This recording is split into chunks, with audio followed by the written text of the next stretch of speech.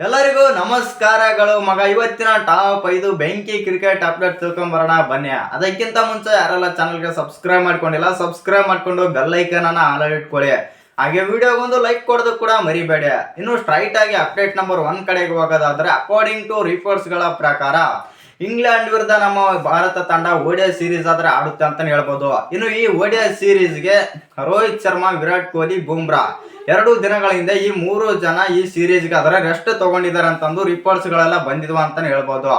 ಆದ್ರೆ ಇದೀಗ ಬಂದಿರೋ ರಿಪೋರ್ಟ್ಸ್ ಗಳ ಪ್ರಕಾರ ರೋಹಿತ್ ಶರ್ಮಾ ಅಂಡ್ ವಿರಾಟ್ ಕೊಹ್ಲಿ ಬಂದ್ಬಿಟ್ಟು is likely to play ODI series in England. ಈ ಇಬ್ರು ರೋಹಿತ್ ಶರ್ಮಾ, ವಿರಾಟ್ ಕೊಹ್ಲಿ ಬಂದ್ಬಿಟ್ಟು ಇಂಗ್ಲೆಂಡ್ ವಿರುದ್ಧ ODI ಸೀರೀಸ್ಗೆ ಆಡಲಾದ್ರೆ ನಿರ್ಧಾರ ಆದ್ರೆ ಮಾಡಿದಾರಂತೆ. ಇನ್ನೂ ಕನ್ಫರ್ಮ್ ಆಗಿಲ್ಲ ಇವ್ರಿಬ್ರು ಆಡ್ತಾರೆ ಅಥವಾ ರೆಸ್ಟ್ ತಗೊಂಡ್ರು ಅಚ್ಚರಿ ಇಲ್ಲ ಅಂತ ಹೇಳ್ಬೋದು.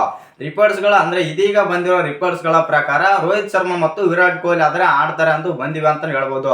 ಇನ್ನು ಅಪ್ಡೇಟ್ ನಂಬರ್ 2 ಬಂದ್ಬಿಟ್ಟು ಗೌತಮ್ ಗಂಭೀರ್ ಕೋಚ್ ಆದಿದ್ದೆ ತಡ ನಮ್ಮ ಟೀಮ್ ಇಂಡಿಯಾ ಬಂದ್ಬಿಟ್ಟು ಎಷ್ಟೆಷ್ಟೋ ವರ್ಷಗಳಿಂದ ಮೇಂಟೈನ್ ಮಾಡ್ಕೊಂಡು ಬಂದಿರೋಂತ ರೆಕಾರ್ಡ್ಸ್ ನೆಲ್ಲ ಬ್ರೇಕ್ ಮಾಡ್ಕೊಂತ ಹೋಗ್ತಿದಾರ ಅಂತ ಹೇಳ್ಬೋದು.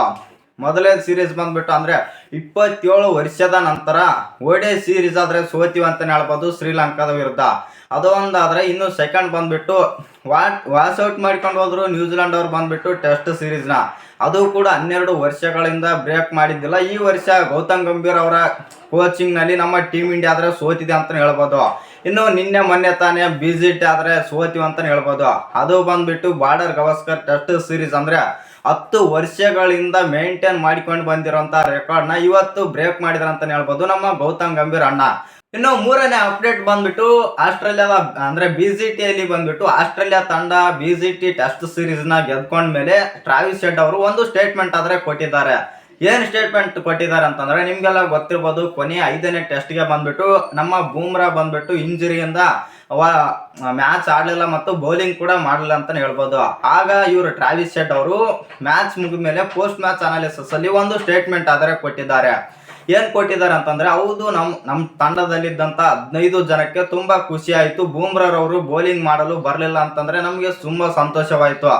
ನಾನು ಒಪ್ಕೊಳ್ತೇನೆ, ಇಂಡಿವಿಜುವಲ್ ಆಗಿ ಹೇಳ್ಬೇಕಂತಂದ್ರೆ ಬೂಮ್ರಾರ್ ಅಂತ ಬೌಲರ್ ಇಡೀ ಜಗತ್ತಿನಲ್ಲಿ ಯಾರಿಲ್ಲ, ಆ ತರ ಪರ್ಫಾರ್ಮ್ ಮಾಡಿದ್ದಾರೆ. ಮತ್ತು ಆ ಕಾರಣದಿಂದಾಗಿ ಬೂಮ್ರಾಗೆ ಯಾಡ್ಸಪ್ಪ ಅಂತಂದು ಇವರು ಹೆಡ್ ಅವರಾದ್ರೆ ಹೇಳಿದಾರೆ ಅಂತಾನೆ ಹೇಳ್ಬೋದು.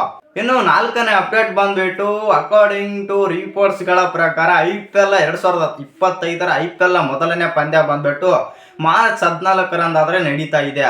ಇನ್ನು ರಿಪೋರ್ಟ್ಸ್ ಕಡೆಯಿಂದ ಬಂದಿರೋ ಮಾಹಿತಿಗಳ ಪ್ರಕಾರ ಮೊದಲನೇ ಮ್ಯಾಚ್ ಬಂದ್ಬಿಟ್ಟು CSK ಮತ್ತು RCB ಅಂತೆ.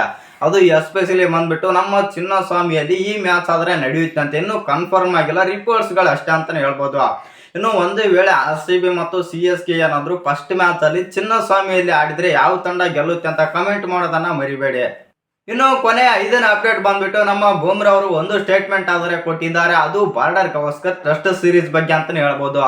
ಏನಂತಂದ್ರೆ 5ನೇ ಪಂದ್ಯಕ್ಕೆ ನಮ್ಮ ಬೂಮ್ರಾ ಅವರು ಬ್ಯಾಕ್ ಇಂಜುರಿ ಆದ ಕಾರಣದಿಂದಾಗಿ ಪಂದ್ಯದಿಂದ ಆದ್ರೆ ಹೊರಗಿದ್ರು 5ನೇ ಪಂದ್ಯಕ್ಕೆ. ಇದ್ರ ಬಗ್ಗೆ ಒಂದು ಸ್ಟೇಟ್ಮೆಂಟ್ ಆದ್ರೆ ಕೊಟ್ಟಿದ್ದಾರೆ ಅಂತಾನೆ ಹೇಳ್ಬೋದು ನಮ್ಮ ಬೂಮ್ರಾ ಅವರು.